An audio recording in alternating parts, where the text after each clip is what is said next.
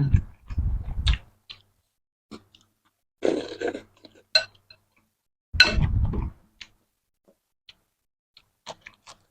ัสดีครับมื้อนี้มาพบกับช่องผู้พากินมื้อนี้สิพามากินข้าวเช้าครับแต่เป็น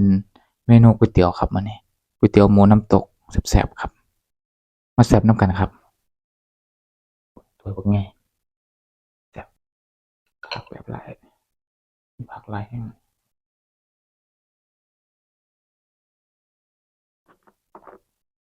ว้าถั่วงอกโหระพาพร้อมเด้อ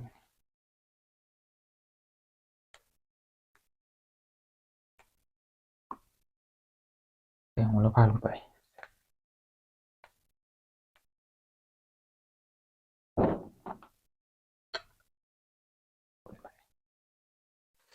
อือ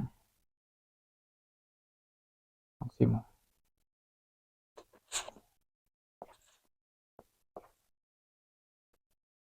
อือ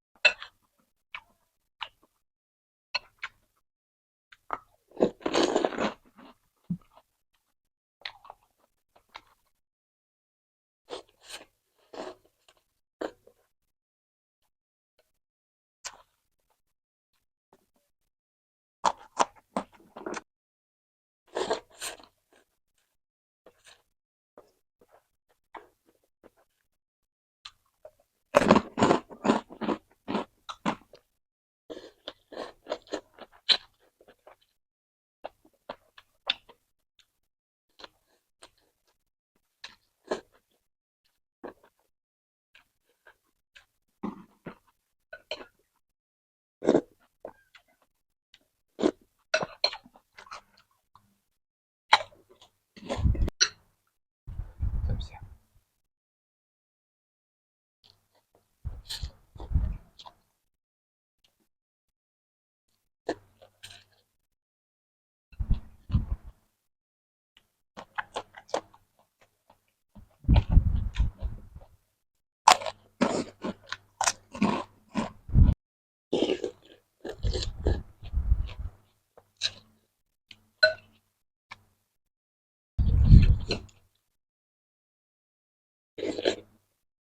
อือ